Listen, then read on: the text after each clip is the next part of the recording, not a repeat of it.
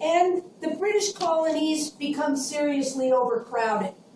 And what begins to happen is they start trying to push westward, and they are clashing on the frontier, the settlers who are trying to move into to other land, and the Aboriginal groups who are there all along. And this encroachment is not stopping, because unlike Canada, America is a very temperate climate. You don't need native people to help you survive. So the colonists simply think, well, it's our right. We are going to keep on moving.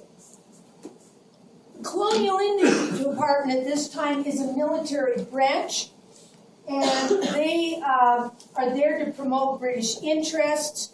They try to persuade tribes to break alliances that they might have with the French or the Spanish, and they want them to join the British.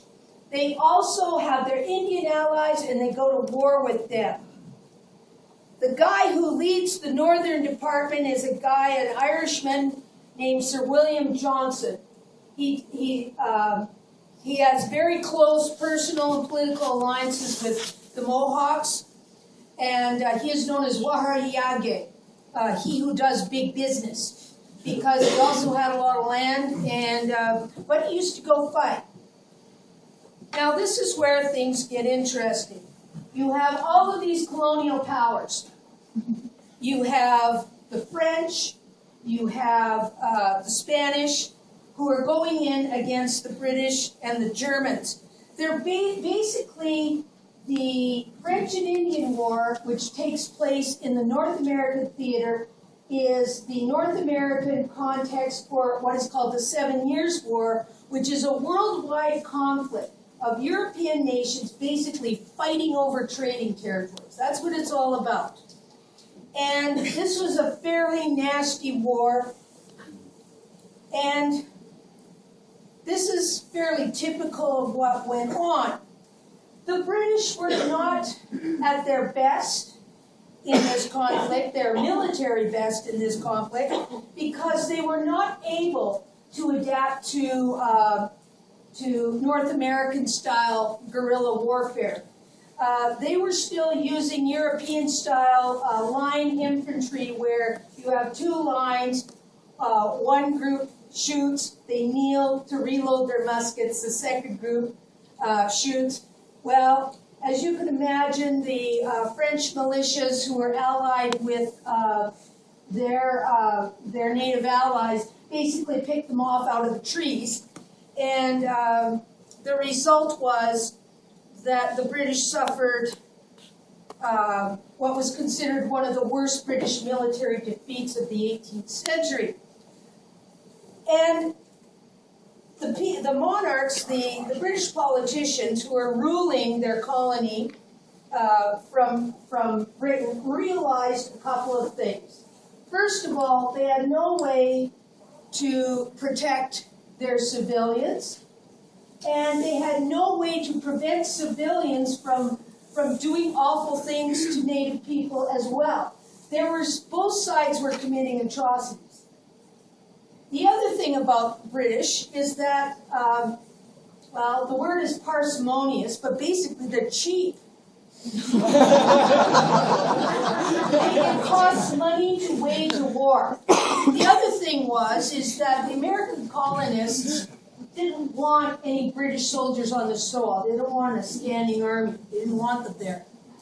But anyway, they finally get through this thing, this really nasty war, and the powers get together and sign a treaty called the Treaty of Paris, 1763, which essentially ends the war between England and France. France is forced to surrender its northern territory in North America, so all of the stuff that used to belong to the French now becomes red, becomes that British territory. However, one of the things it did not deal with is Aboriginal land rights, because the native people signed their own agreements with the French. And as far as they were concerned, the British had not defeated them militarily. So as far as they were concerned, it's like, well, you dealt with those guys. we don't agree. We don't agree to giving up our territory to you. And that's the reason. So what happens as soon as the Treaty of Paris gets signed, don't worry, we're almost at the proclamation. One of the leaders, an Odawa leader named Pontiac, says, well, why are we going to put up with this? We're not. So he forms an alliance of tribal groups who were formerly allied with the French. And what they do is they determine that they're going to drive out the British and the settlers from the former French territories around the Great Lakes.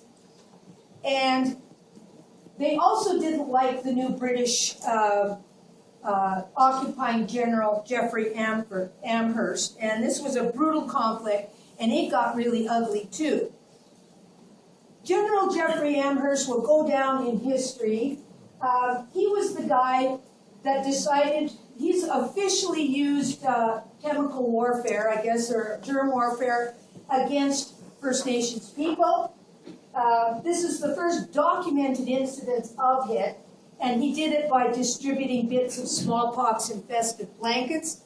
The famous Amherst letter, where he's sending a directive to a colonel, and you'll see the handwriting, but what he's saying here is, you will do well to try to inoculate the Indians by means of blankets, as well as to try every other method that can serve to extirpate this execrable race.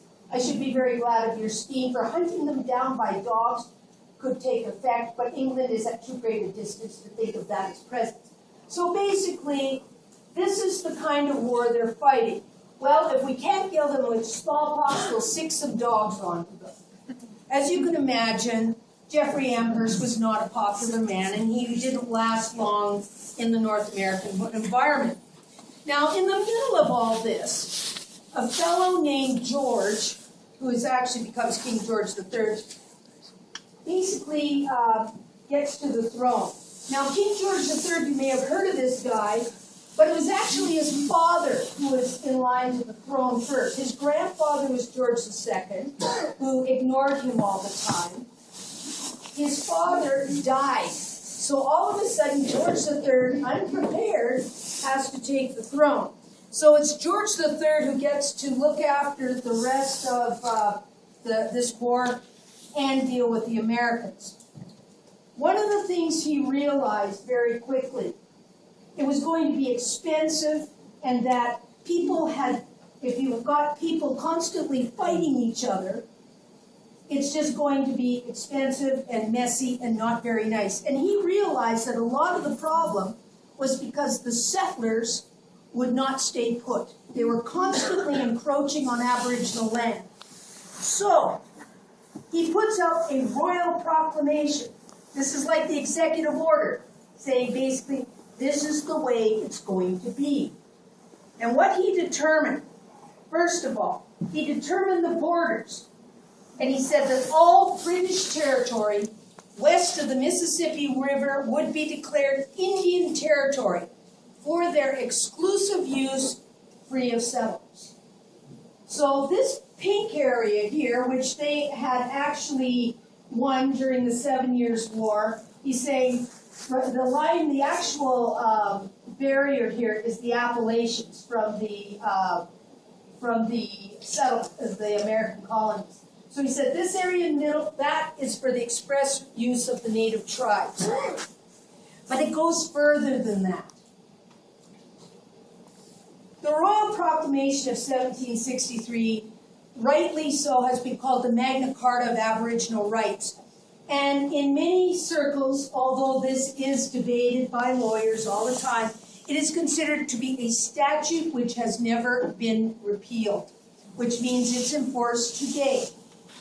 It was originally intended, as I said before, to restrict the movement of settlers into Indian territories in order to protect Aboriginal lands and preserve peace.